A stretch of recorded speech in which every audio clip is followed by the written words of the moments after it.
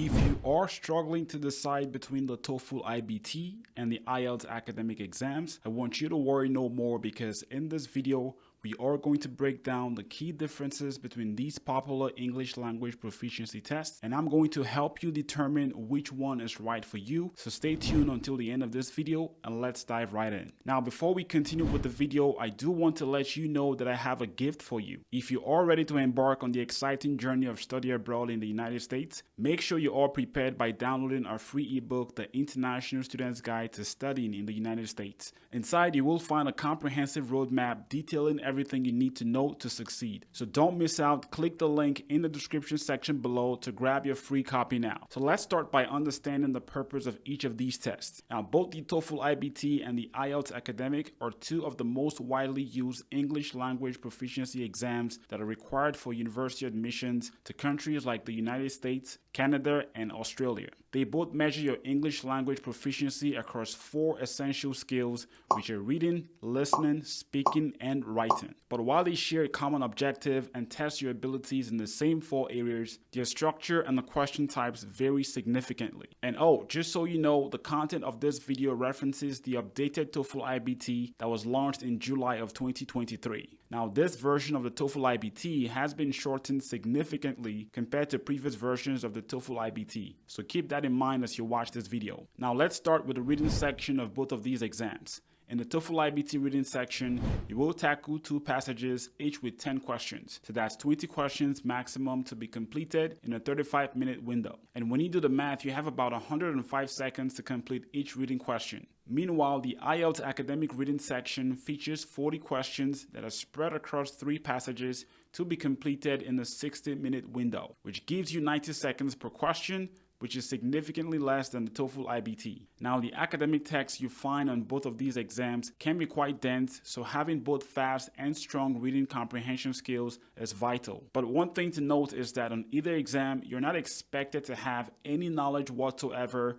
of the subject of the passages in the reading section. Now, a striking difference between the reading sections of both of these exams is that the TOEFL iBT rarely includes visuals such as charts, graphs, or tables, while in the IELTS academic, visuals are to be expected in any one of the 3 passages that you're going to encounter. So you need to be comfortable synthesizing information in charts and graphs if you attempt to take the IELTS academic exam. Jumping on to the listening section. Now, the new TOEFL iBT listening section includes 28 questions that are drawn from a total of 5 short audio recordings where you listen to university classroom lectures, or you might listen to college students having a conversation. While the IELTS academic listening section has 4 audio recordings, each with 10 questions. Now, here's what you need to know about these 2 exams. In the listening section of the TOEFL, questions are only shown after the audio recording is played. So you are expected to listen very attentively during these short recordings of under 5 minutes long, and then recall this information as you attempt the listening questions that come later. While in the IELTS listening section, the questions are shown at the exact same time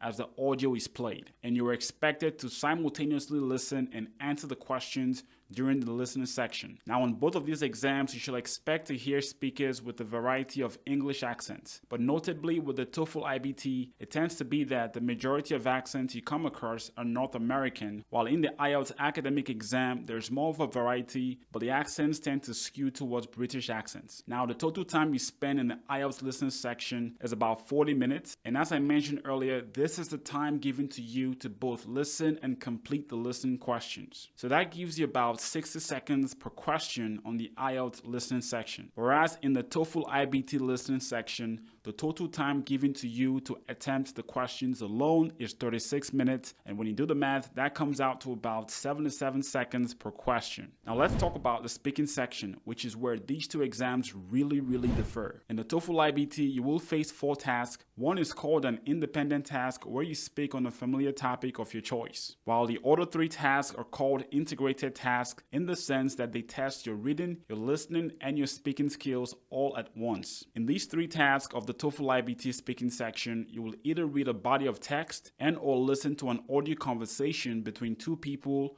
or a classroom lecture, and then provide a spoken response to a prompt about what you heard or read. Now, the entire speaking section of the TOEFL iBT lasts for about 16 minutes, where all your spoken responses are captured electronically. And in contrast, the IELTS Academic speaking section involves 3 parts in the format of a face-to-face interview with an examiner. This face-to-face speaking interview is completed within 14 minutes. So as you can see, the IELTS speaking section is administered in a more natural setting, which could be a pro for some, but it could also be a con for others. But more on that later. As for the writing section, the updated TOEFL iBT writing section has 2 tasks.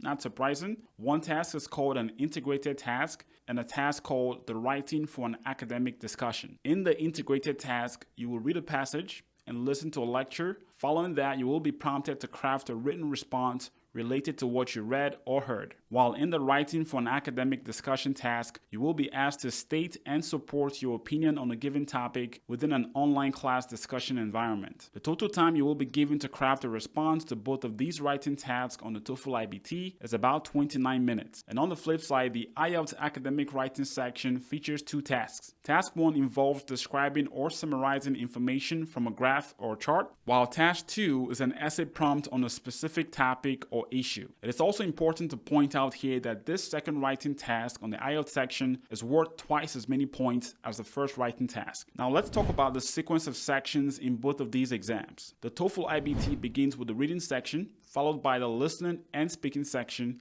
and ends with the writing section. In the current version of the TOEFL iBT, there are no breaks in between sections, while the sequence of the IELTS exam could vary from one test taker to another. Usually, the listening, reading, and writing sections are held on the same day and are given back to back with no breaks in between, while the IELTS speaking section could be held on the same day, or in some cases, it could be given within 7 days before or after the other 3 sections are given. So while the combined sections of the IELTS exam are longer than those of the TOEFL iBT, you aren't expected to complete all 4 sections of the IELTS exam at the same time. As for how these exams are scored, each section of the TOEFL iBT is scored on a 0 to 30 point scale, where the overall TOEFL iBT score is the combined score on all 4 sections of the exam, with 120 points as the maximum score. In contrast, each section of the IELTS is graded on a 9-point scale called band scores, where your overall score is the average of your score on all 4 sections. So, which test should you choose? As you can see, there are some aspects of both exams that you might clearly prefer,